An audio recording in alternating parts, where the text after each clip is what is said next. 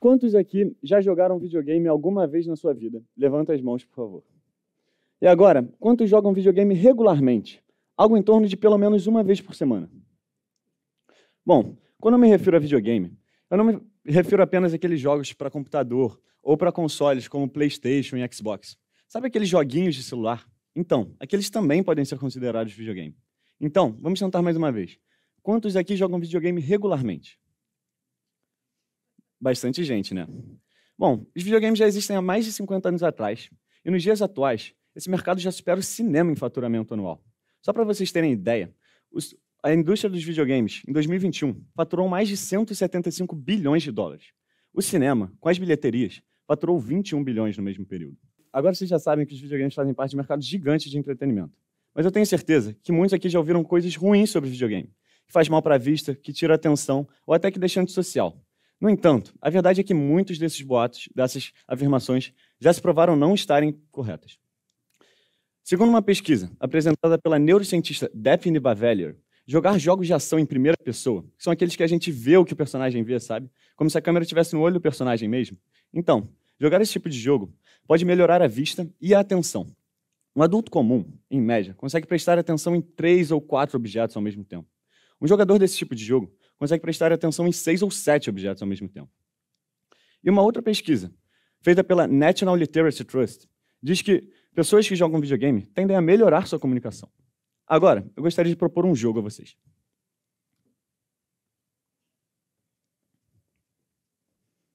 Obrigado. É um jogo de equipe bem simples, no qual o nosso objetivo é me fazer sentar na cadeira.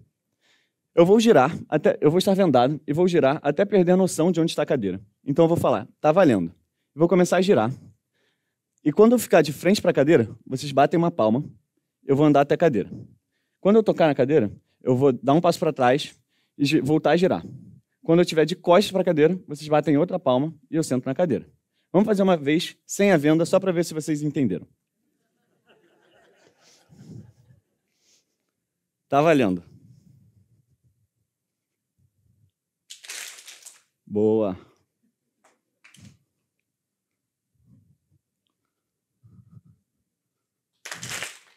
Muito bom.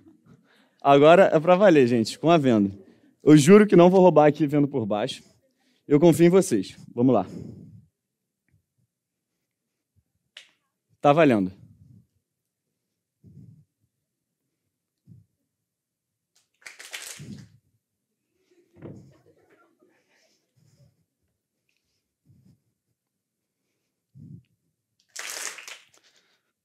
Muito bom, gente. Arrasaram. Eu fui jogar esse jogo com meu irmão, né? Ele me mandou sentar aqui. Brincadeira. Eu não tive coragem de jogar com ele. Mas agora, alguns de vocês podem estar se perguntando, por que eu fiz esse jogo? Então, a realidade é que só da gente ter jogado esse simples jogo em equipe, eu já confio mais em vocês, assim como vocês também confiam mais em mim.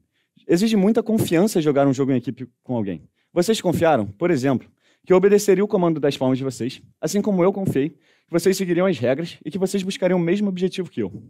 Mas tá bom, o que isso tem a ver com videogame? Então, tudo.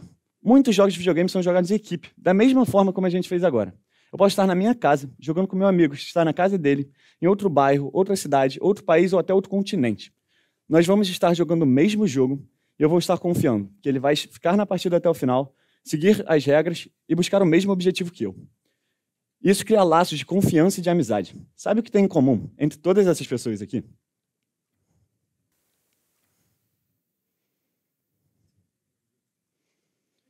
Bom, são alguns dos meus melhores amigos. As pessoas que eu mais falo e confio até hoje. E minha primeira conversa, minha primeira risada e até meu primeiro contato com eles foi jogando videogame. Tirando o Papai Noel, que eu já conheço um pouquinho mais tempo. E os jogos em equipe também não me ajudaram só a fazer novos amigos e me aproximar deles, mas também a trabalhar em equipe em qualquer outra área da vida. Esse daqui provavelmente foi o jogo que eu mais joguei na vida. O nome dele é Rainbow Six Siege, ou R6. É um jogo de ação e tiro em primeira pessoa e pode ser jogado com um controle como esse, no qual você aperta os botões para o personagem realizar as ações. Apertando o círculo vermelho aqui na direita, o personagem agacha. Mexendo esse analógico para frente, anda para frente. Esse aqui atrás, atira, entre outros. O jogo consiste em duas equipes, a de ataque e a de defesa, e uma casa ou um prédio. A equipe de ataque tem que invadir o prédio e plantar uma bomba. E a de defesa tem que impedir. E esse jogo exige muita estratégia de trabalho em equipe. A equipe tem que definir quem vai entrar por cada lugar, se vai entrar junto ou separado, quem vai jogar uma granada de fumaça para tirar a visão do inimigo, quem vai marcar as costas do time para o time não ser morto por trás. E tudo isso tem que ser feito em apenas 3 minutos, que é o tempo de uma rodada. Muitas vezes, eu fiquei responsável por marcar as costas do time, que era disparada a função mais chata para mim. Às vezes eu ficava lá a rodada inteira, não vinha um inimigo, e terminava de costas para toda emoção, explosões e trocações de tiro. No entanto, muitas vezes a estratégia deu certo, e eu conseguia salvar o meu time quando vinha algum inimigo por trás e eu eliminava ele. Quando isso acontecia, meu time ficava em vantagem e normalmente ganhava. Mas, se eu decidia abandonar uma função chata e fazer a minha própria jogada individual, na maioria das vezes o time perdia por minha culpa. O time todo ficava triste e decepcionado porque tinha perdido, inclusive eu. Eu aprendi que quanto mais unido e cooperativo uma equipe for, e quanto mais se comunicar e assim de fato trabalhar em equipe, mais chances ela tem de alcançar seus objetivos. Mas agora vocês podem estar se perguntando, é só isso? Essa história toda é só para contar como você virou o melhor jogador de videogame? Então, aí que está a parte legal. Isso não serve só para videogames. Jogar jogos em equipe são um modo de trabalhar em equipe assim como qualquer outra atividade. E o aprendizado que eu tive com esse jogo, eu posso aplicar em esportes, trabalhos em grupo no colégio ou até projetos pessoais meus com outras pessoas. O principal exemplo disso é o esporte. Desde criança, eu sempre adorei jogar futebol e futsal. Eu era aquele jogador quieto, que não falava nada ou quase não falava, focado apenas em ter um bom desempenho individual e jogar bem. No entanto, com as várias e várias horas de aprendizado sobre trabalho em equipe, jogando videogame com os meus amigos, eu naturalmente comecei a aplicar esse conhecimento dentro dos meus jogos e treinos. Eu comecei a me comunicar mais com o meu time e a jogar para a equipe, não apenas para mim mesmo. Porque eu aprendi que quando a gente joga para a equipe, todos ganham. Realmente dava para perceber uma melhora no desempenho da equipe quando eu fazia isso. Alguns treinadores meus elogiaram minha atitude e eu até fui colocado como capitão do meu time de futsal em 2019. Eu sou de dentro da quadra, caso alguém esteja em dúvida. E não são só os jogos de equipe que podem nos ensinar coisas. Os games têm o poder de nos impactar e de nos fazer sentir emoções de forma única. A vez que eu me senti mais impactado jogando um jogo de videogame, eu estava jogando um jogo chamado Battlefield 1, ou Campo de Batalha em português. É um jogo sobre a Primeira Guerra Mundial, no qual a gente controla um personagem que esteve lá, viveu e participou desse momento histórico.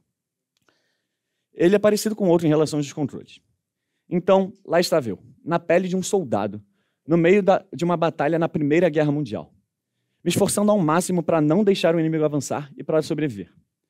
Mas a situação era deplorável. Não importava o quão bom eu fosse, os inimigos não paravam de aparecer e, eventualmente, eu ia tomar um tiro e morrer. Nesse momento, uma pessoa foi morta. Logo depois, a câmera foi para o lado e eu estava na pele de um segundo soldado. Dessa vez, numa situação bem parecida com a do primeiro.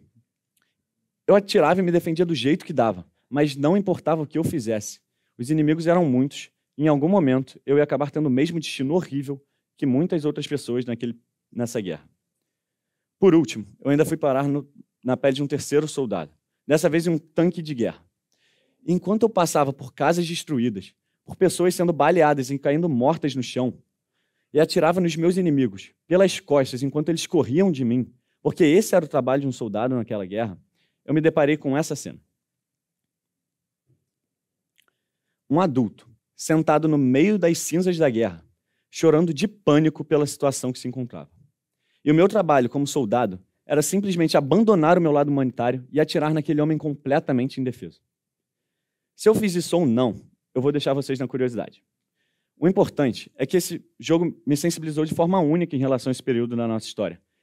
Eu me coloquei na pele dos soldados e consegui entender o quão desumano, desesperador e brutal era estar ali. Eu consegui entender por que aquele soldado estava sentado chorando de pânico, do jeito que ele estava. Porque eu tinha estado em uma situação parecida com a dele poucos minutos antes. Eu criei empatia pelas pessoas afetadas na guerra. Porque empatia é justamente sobre se colocar no lugar do outro. E os games têm o poder de fazer isso como poucas outras coisas. Um outro jogo que me ensinou muito e teve bastante impacto em mim foi o Beyond Two Souls. Nele, eu sou uma menina que meio que tem o poder de controlar objetos com a mente. Quem nunca sonhou com isso, certo?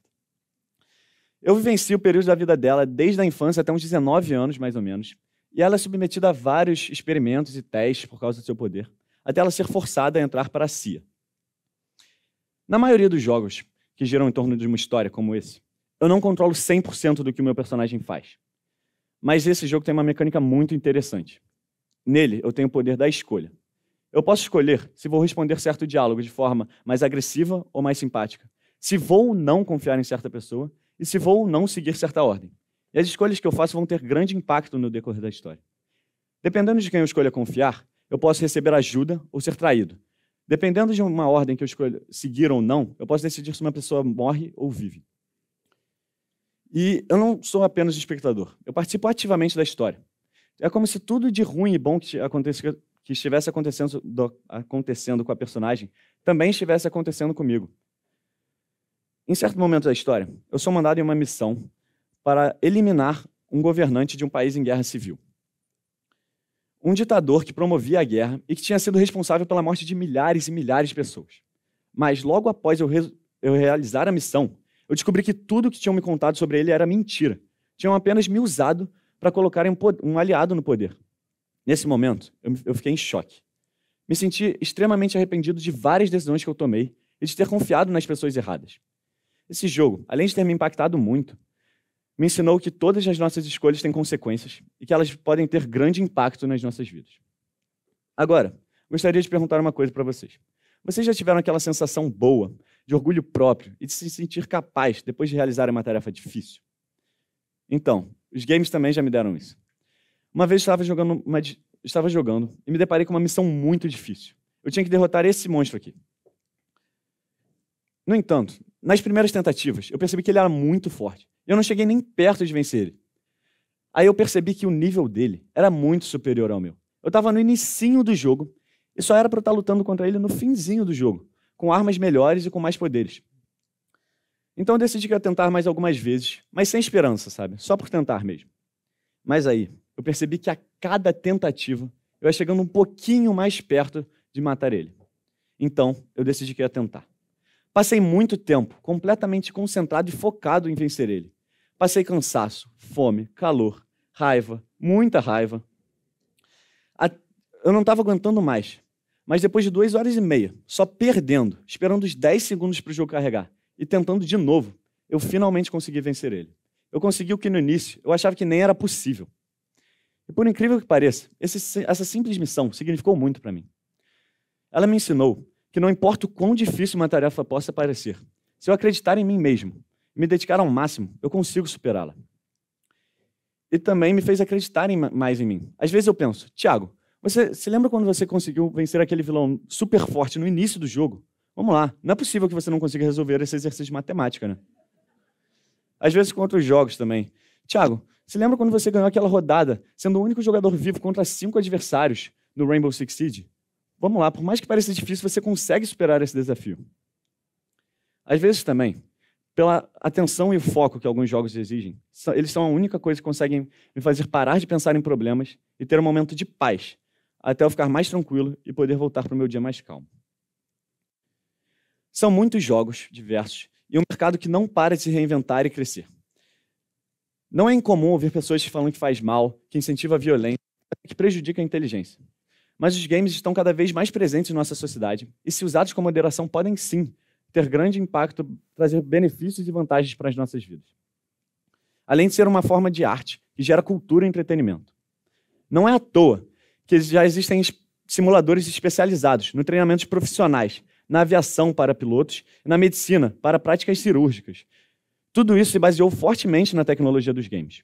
Um dia, sua vida pode ser salva, porque 50 anos atrás, uma pessoa dedicou horas de sua vida sentada em frente ao computador, que não fazia metade das coisas que seu celular faz hoje em dia, desenvolvendo algo que seria o primeiro videogame, e decidiu compartilhar sua invenção com o mundo. E se eu estou aqui hoje, não só nesse palco, mas com os meus amigos, com as experiências maravilhosas de vida que eu já vivi, e com os meus valores, princípios e conhecimento, muito disso é só porque um dia, quando eu ainda era uma criancinha, meu pai me colocou de frente a uma televisão, deu um controle em minhas mãos e me deixou completamente apaixonado pela arte dos videogames. Obrigado.